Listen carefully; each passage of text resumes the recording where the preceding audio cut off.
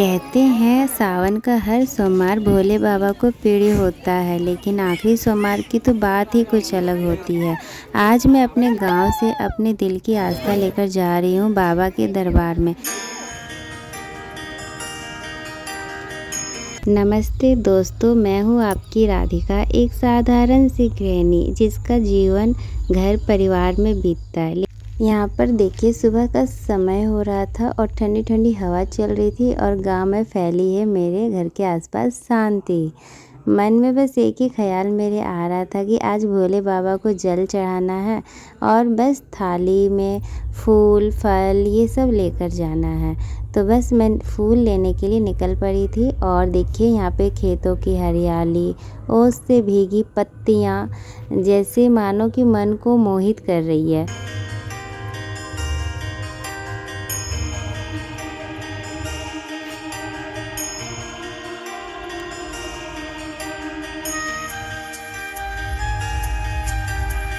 यहाँ पर देखिए फ्रेंड्स, मैं घर जाने लग गई थी और मैंने जितनी भी पूजा की चीज़ें हैं जैसे कि बेलपत्र, फूल और जो जो शिव भगवान में चढ़ता है, जितनी भी चीज़ें मुझे मिली सामग्री वो मैंने इकट्ठा कर ली है। उसके बाद नहा धोकर यहाँ पे देखिए मैं साड़ी यहाँ पे चूज़ कर रही थी कि कौन सा आज मुझे पहनना है। तो देखिए अब मैं नहा धो के साड़ी पहनकर और बस अब मैं थोड़ा तैयार हो जाती हूँ। और सावन के महीने में तो हरी हरी चूड़ियाँ पहनने का बहुत मन करता है सबको, तो फिर मैं भी पहन लेती हूँ। और अभी बस अपना जो पूजा की थाली है, वो जितनी भी चीज़ें मुझे मंदिर ले जानी है ना, वो सब मैं लेके जाऊँगी। और आज मैं पूजा का जो सामान है ना, वो थाली में नहीं लेके जाऊँगी, क्योंकि आज मुझे दूर वाले मंदिर में जाना है। बहुत मेरा मन कर रहा था कि मैं उस मंदिर में जाऊँ। तो फाइनली यहाँ पे देखिए मैंने हरी चूड़ियाँ पहन ली है और बस माथे में बिंदी लगाई, हाथों में हरी हरी चूड़ियाँ पहनी और आज तो मन मेरा अलग ही खुश था।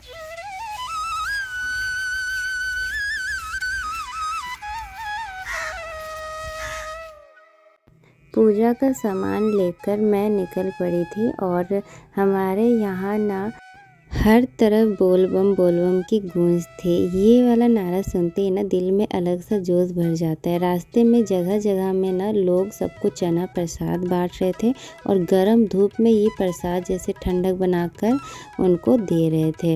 रास्ते में रुकवा कर दे रहे थे। तो फिर यहाँ पे मैंने आज के लिए प्रसाद ले लिया। अभी मैं पूजा करूँगी तभी मैं कुछ नहीं खाऊँगी।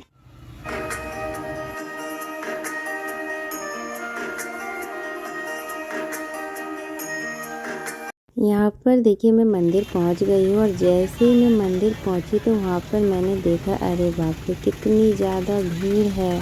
तेज़ धूप में भी लोग ना बहुत ज़्यादा श्रद्धालु जा रहे थे और हर किसी के चेहरे पे बस एक ही उम्मीद थी कि हम लोग भोले बाबा का दर्शन करें।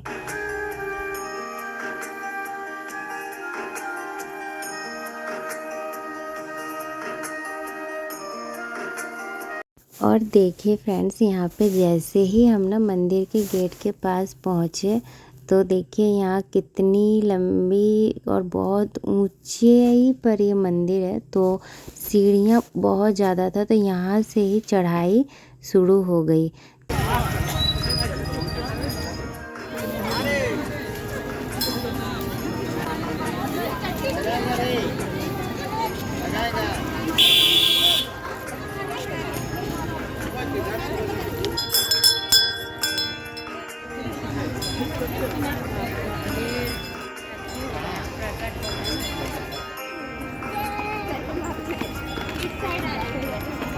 जैसे ही हम लोग सीढ़ियों की चढ़ाई शुरू की, बस धूप ना आग बरसा रही थी। गर्मी भी था, वो भी उमस वाला, और पसीना पसीना हम लोग सबको ही हो गए थे। अगर मुझे इतना पता रहता ना यहाँ पे इतनी भीड़ रहेगी आज के दिन, तो शायद मैं ये किसी और दिन आती, क्योंकि मेरा आने का मन था यहाँ पे काफ़ी दिनों से। तो मुझे लगा कि आज के दिन इससे अच्छा दिन तो कोई हो ही नहीं सकता, लेकिन शायद मैंने गलत सोचा।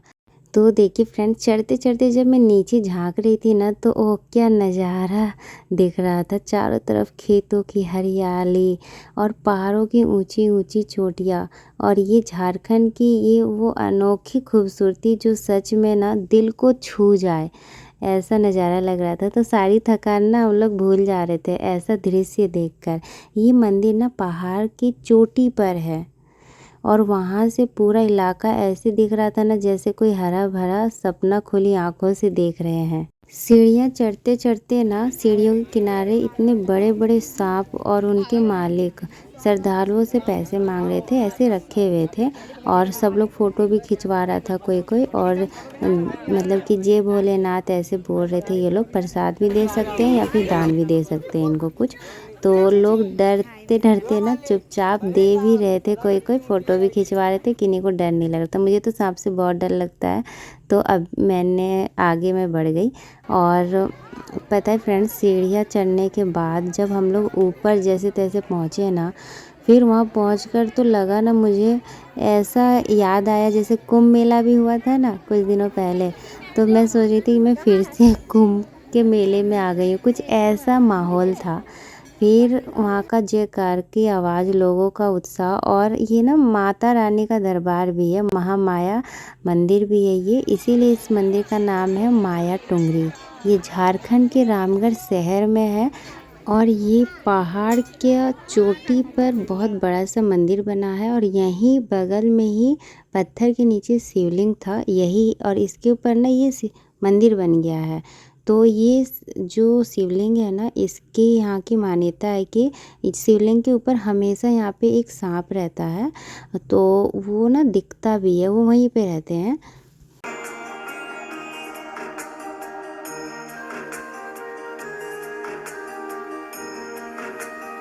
तो देखिए फ्रेंड्स, मैं ना ये मंदिर 4 सालों के बाद आ रही हूँ, तो ये मंदिर नहीं बना हुआ था, ये पत्थर के नीचे बस एक शिवलिंग था। तो इन्हीं इसी के पत्थर के अगल-बगल में एक साँप रहते हैं, हमेशा यहीं रहते हैं। और देखिए यहाँ पे ना फिर हम लोग ओम नमः शिवाय का मंत्र जप के शिवलिंग पर मैंने गंगा जल चढ़ाया, बेलपत्र अर्पण किया, और आँखें बंद करके बाबा से अपनी सारी बातें कह दी। ऐसा लगा जैसे बाबा ने सुन ली हो मेरी बात। मैंने बस एक अजीब सी शांति उतर आई थी और पूजा करने के बाद। लेकिन मैं ना देखिए, ये जो माता रानी का मंदिर है ना, अंदर कुछ इस तरीके का है, कभी भीड़ नहीं रहेगी, और नॉर्मल दिन रहेगा ना तो मैं कभी आऊँगी और आप सभी को पूरे अच्छे से इस मंदिर का टूर करवाऊँगी। अभी इतना ज़्यादा भीड़ है कि मैं खुद नहीं दर्शन कर पाई अच्छे से। फिर हम लोग निकल आए जल्दी से, और यहाँ पे आने समय भी इतनी ज़्यादा भीड़ थी ना, सीढ़ियों में मानो कि श्रद्धालु इतने ज़्यादा थे, और बस हर हर महादेव का नारा जप रहे थे।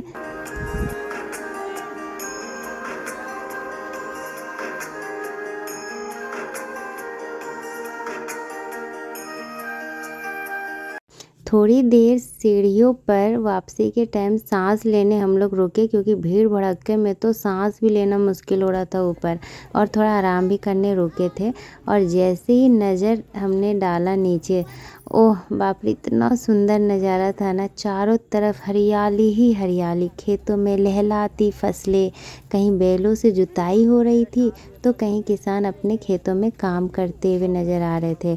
दूर दूर तक फैले पहाड़ों की चोटियाँ, और पता है फ्रेंड्स, शहर में ना लाखों नज़ारे होंगे, लेकिन गांव के खेत खलियान की ये सादगी, ये तो बस दिल में ना उतर जाती है। उसके बाद फाइनली हम लोग धीरे धीरे नीचे उतरते हैं, और धूप इतनी तेज़ कर दी थी ना, इतनी तेज़ धूप हो गई थी आने के टाइम, और अभी भी श्रद्धालु ना आ ही जा रहे हैं। तो मैं सोच रही थी कि अब ये लोग इतनी धूप में चढ़ेंगे कैसे, क्योंकि हम जब चढ़ रहे थे ना तो उमस वाली गर्मी थी, पर इतनी भयंकर वाली चटक धूप नहीं थी। और आने समय यहाँ पे ना प्रसाद अभी मिलता, भंडारा होने के लिए खीर रखा था, लेकिन उसके लिए थोड़ा टाइम था, क्योंकि प्रसाद ना ऊपर चढ़ भोग लगाने के लिए गए थे, वहाँ से आएंगे तभी। फिर यहाँ पे ना मंदिर भी लौटते समय रास्ते में मेला लगा हुआ था, खिलौने, चूड़ियों का ठेला, और टैटू बनाने वाला था। मेरा बड़ा मन कर रहा था कि मैं टैटू बनाऊँ, सबको देखती हूँ ना तो अच्छा लगता है, लेकिन नहीं, और दर्द भी तो होता है, और मेरा मतलब उतना कोई ख़ास नहीं है, पर ऐसे देखने में अच्छा लगता है। पर कोई वैसा ज़रूरी नहीं है। तो फिर हम लोग आ गए और जब ऊपर जो लोग जा रहे थे ना, बच्चों के चेहरों में खुशी नज़र आ रहा था और हम लोग तो थक के वापस उतरे और धूप का थकान भी था, हालत भी ख़राब थी, लेकिन मन में एक अलग सा सुकून था कि बाबा के दर्शन हो गए और आशीर्वाद मिल गया। तो देखिए फ्रेंड्स, अभी मैं घर जा रही हूँ और घर जाने समय ना बस मैं यही सोच रही थी कि सावन का आखिरी सोमवार है, बाबा का आशीर्वाद ये दिन जीवन भर याद रहेगा। भक्ति सिर्फ मंदिर तक नहीं होती है फ्रेंड्स, ये हमारे और अच्छे काम और सच्ची मुस्कान में बसती है। घर आते ही सबसे पहले ना भोले बाबा का प्रसाद हम लोग ग्रहण करते हैं। नारियल को फोड़ा तो फिर देखा हमने, अरे वाह, इसके अंदर एक छोटा सा फूल निकला था। इसको क्या बोलते हैं, आप बताइएगा कमेंट करके। तो मैंने मन में सोचा ये तो बाबा का आशीर्वाद है। ऐसा लगा जैसे बाबा ने आज सच में हमारे घर में कदम रख दिए हो।